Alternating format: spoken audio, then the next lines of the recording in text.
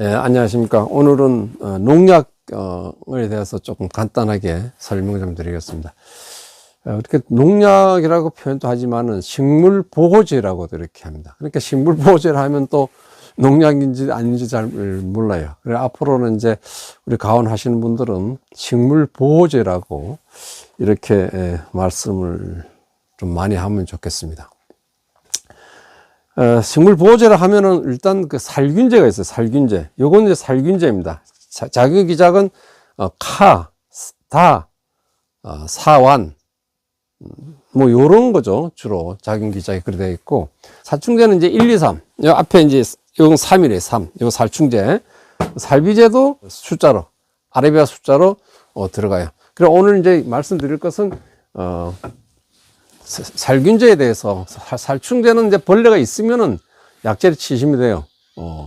응애도 역시 마찬가지로 확인해보고 응애가 한두 마리 보이면 방제를 하면 되는데, 이 곰팡이 균들은 보이지가 않아요. 보이지 않기 때문에 뭐 이 이파리의 균이 침입했는지 안 했는지 알 수가 없어요. 그리고 또 세균이 있죠. 세균성. 세균이 또 화상병 같은 경우는 이제 균이 종류가 틀립니다. 세균입니다. 그거는. 그래서 살충제는 우리가 보이면은 이제 방제를 해서 죽이면 되고, 또 살비제는 아까 응애 약 같은 경우는 살비제라고 합니다. 이 살비제는 특히 신경을 많이 써야 돼요. 뭐 나중에 제가 영상을 한번 더 찍겠습니다만은, 응애가 만들어지는 게 모든 응애는 다 죽게끔 만들어지는 게 아니에요. 그러니까 알만 알도 부화 못하게 하는가, 또 유충도 알보다는 또 새끼를 죽이는 약이 있고, 또 성충, 다 큰 응애를 죽이는 약도 있고, 또 전체적으로 다 죽이는 약도 있어요. 그 전체적으로 있는 약들은 이제 뭐 5만 5천인가 뭐 그렇게 되는 것 같아요. 확실하게 모르겠는데, 또 이 페르팔 같은 거는 이제 이런 것도 아마 금액이 좀 그래 비싸지 않은 것 같아요. 요거는 이제 에미만 죽이는 약제입니다. 이제 약제들은 이제 이렇게 그런 과정이 있다는 걸 해서 한번 이렇게 약을 사실 때, 요거는 응애 알만 죽이는지, 응애 유충만 죽이는지, 성충만 죽이는지, 이런 것을 아시고 하시면 돼요. 응애 같은 경우에 저는 그렇게 신경을 안 써요. 왜냐하면은 약을 많이 치기 때문에 그렇죠. 응애약은 제가 페르팔 먼저 이제 5월 달에 되면은 이제 방제 시기가 되면은 이제 페르팔 치고, 그 이후에 한 며칠 있다가 며칠 한 5일 간격으로 해서 알 부화도 못하게, 아니면 유충까지도 죽입니다. 그럼 그렇게 정도 되면은 어느 정도 좀 죽게 되죠. 그 다음에 나중에는 이제 그 이후에 칠 때는 전체 알이고 유충이고 성충이고 싹 죽게, 그런 약제를 사서 치기 때문에 응애를 다 죽일 수 있다. 그렇게. 그러니까 완전히 100% 죽인다는 것보다는 밀도수가 굉장히 적어야지 이제 나무 잎들이 광합성 작용을 잘 할 수 있다. 그렇게 봅니다. 그래서 그런 살충 효과는 그렇고, 살균제는 작은 기작이 이제 카인 약제들은, 요 약제들은 이파리 바깥으로 여기 다 이렇게 묻게 되죠. 호자들이 날아와서 이 이파리 속으로 그 균들이 못 들어가게 만드는 것이 안트라콜, 그 다음에 다코닐, 그 다음에 포리람, 다이센 45입니다. 여기가 카자예요. 카. 요걸 갖고 죽이는 방법입니다. 카가 다점 접촉 저해. 그래서 죽이는 거고, 요 다 카예요. 요런 걸 보면은, 요런 비료 성분들이 많이 들어가 있어요. 요것은, 다코닐은 이제 우리가 미량요소 중에 CL, 염소 비료가 들어있어요. 요거는 안트라콜은, 여기는 이제 아연이 들어가 있어요. 아연. 다이센 45도 아연이 들어가 있어요. 요렇게 비료 성분들이 들어가 있다, 이렇게 말씀드리고, 그 다음에 이제 석회, 보르도액 같은 거 석회하고 구리가 들어있잖아요. 구리도 우리는 미량요소 중에 들어있는 그러지만, 그런 것도 다 비료 종류에 속하죠. 석회도 비료고, 구리도 미량요소 속에 속합니다. 그래서 비료 성분들이 우리 작용 기작이 카인 약제들한테는 좀 들어있다는 것을 말씀드리겠습니다. 그러니까 이런 걸 가지고 유기유황계라 이렇게 말을 하죠. 안트라콜하고 다이센 45 망코제브로 합니다. 망코제브, 황하고 아연이 들어있다, 이렇게 말씀드리겠습니다. 요건 이제 작용 기작이 이제 다예요. 다 투. 다투는 어디까지 약이 들어갔냐? 침투성이래요. 요거 다 하고 4는 다 침투성입니다. 침투성. 침투성은 이파리 속으로 약이 맞으면 들어가는 거예요. 침투성. 그래서 다투, 카디스는 이파리 전체 쏙 들어가지 못해요. 기공까지만 들어가는 깊은 그 기공으로 숨을 쉽니다. 우리 사람은 목구멍, 그리고 어떤 분들이 콧구멍이라고 얘기하는 사람도 있어요. 그리고 기공까지만 약이 들어가요. 그래 기공까지 있다가 병용기로 와서 기공으로 들어올라 하면 거기서 딱 선멸시키는 거죠. 다투 약제는 기공까지 들어간다. 이게 완전히 들어가는 건 아니에요. 그 다음에 다쓰리, 여기 다쓰리, 요거는 통달성. 약이 딱 맞으면은, 약이 여기 물방울 종에다 놓고 물방울 여기 맞으면은 천천히 해서 퍼져나가면서 이 뒤까지 닿게 되잖아요. 요걸 침달성이래. 완전히 들어가서 천천히 퍼져서 도달하는 거예요. 통달성이라도 하고, 뭐, 침달성이라도 하고, 통달성. 그러니까 요런 약재는 천천히 퍼져나가고, 또 비가 오면 다시 빗방울에 의해서 다시 재분산이 돼요. 재분산. 약이 다시 퍼져나가는 거지. 요건 이제 다쓰리 약재. 사완이에요. 산림꾼입니다. 산림꾼 약재는 침투해서 이행합니다.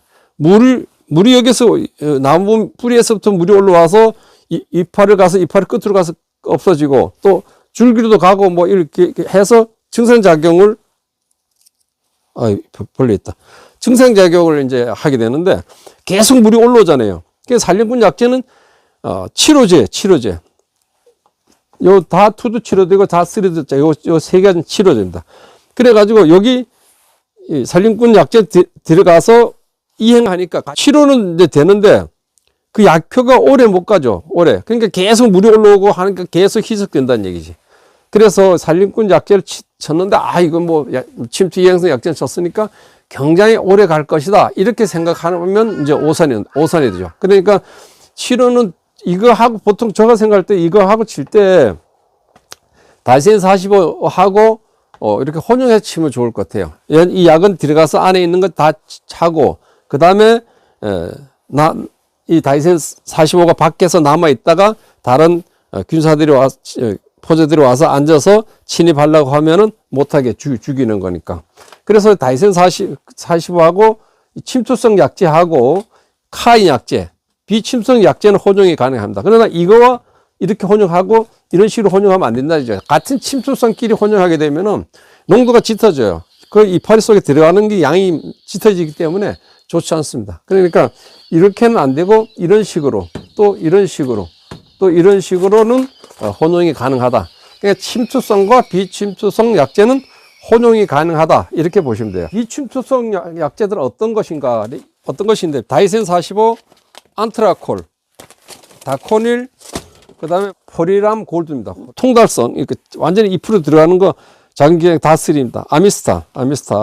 그 다음에 기온까지 들어가는 거 다투, 카우티스, 침투 이행성 약제, 사완. 요 약제의 성질을 아셔가지고 약 칠 때 그 의미를 좀 생각해 주시면 좋겠어요.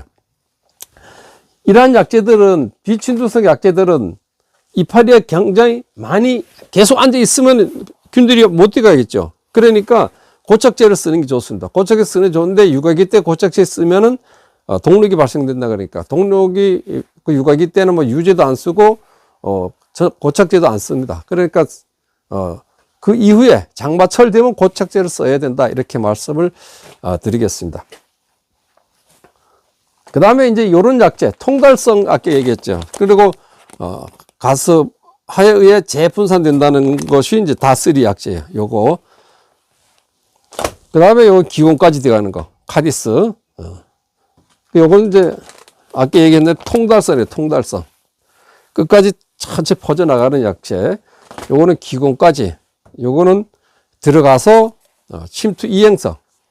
그 침투 이행성 약제는 계속 물이 올라와서 자꾸 희석되니까 오래도록 못 간다는 얘기죠. 그러니까 그것을 이제 알고 이걸 칠 때 이것만 치지 말고 비가 많이 오고 하면은 이거 약제를 칠 때 이런 비침투성 약제와 혼용해서 치는 것이 좋겠다 이렇게 말씀드리고, 좀 약에 대해서 조금 더 설명을 드리면은, 약이 보면 이제 SDHI계가 있고, 그 다음에 스트론 블루린계가 있고, 스트린 블루린계는 이제 QOI계죠. 그래서 스트린 블루린계는 보통 이제 헤비치, 프린트, 카브리오에이, 아미스타. 요거는 아미스타는 QOI계래. QOI계. 예, QOI계. 요거는 어떻게 해서 죽이느냐. 작용 기작이 다 3인데 요것은 호흡 과정의 전자 전달 저해로 죽이는 거예요. 곰팡이균들이 죽는다. 이렇게 말씀드리겠습니다. 그 다음에 요 카디스는 이제 침투성. 그래 기공까지 들어간다 얘기했어요. 기공까지. 요런 약재들은 SDHI계. 요런 약재들은 이제 병원균이 호흡, 에너지를 만들지 못하게 해서 죽이는 방법이에요. 요거. 에너지 생산 못하게 해서 죽이는 약이다. 카디스. 요 카디스 약재는, QOI계라든가 EBI계, 여기서 발생된 저항균, 그런 균까지도 요 카디스는 약효를 갖는다. 이렇게 보시면 돼요. 그 다음에 이제 이거네. EBI. 요건 EBI, 살림꾼이 EBI계입니다. EBI계는 요 실바코, 살림꾼, 프루겐, 아테미, EBI계예요.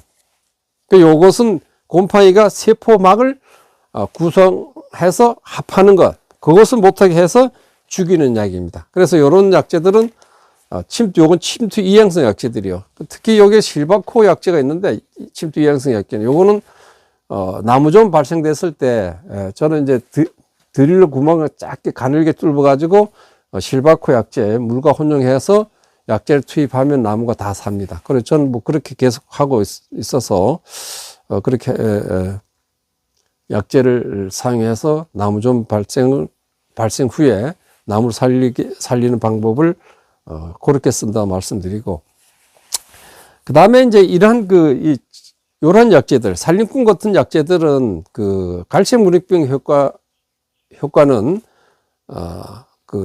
상반기, 5월 이전에는 쓰면은 좋은데, 이후에 쓰면은 실바코라든가 살림꾼 이런 약재들은 병이 많이 들었을 때 쓰게 되면은, 그러니까 8월 이후에 쓰게 되면은 역효과가 와요. 그러니까 잎이 떨어지는 현상이 일어납니다. 그런데 8월 이후에 쓰더라도 견무늬 썩어병에는 굉장히 좋은 약재다. 이렇게 보면 돼요. 견무늬 썩어병 방지가 잎이 갈색 문익병에 들어있다고 하면 그 잎을 떨고 내는 역할이에요. 그러니까 잎이 떨어지면 안 되죠. 병든 잎이라도 붙어 있어야만이 사과가 그래야만 맛을 낼 수 있다. 이렇게 봅니다.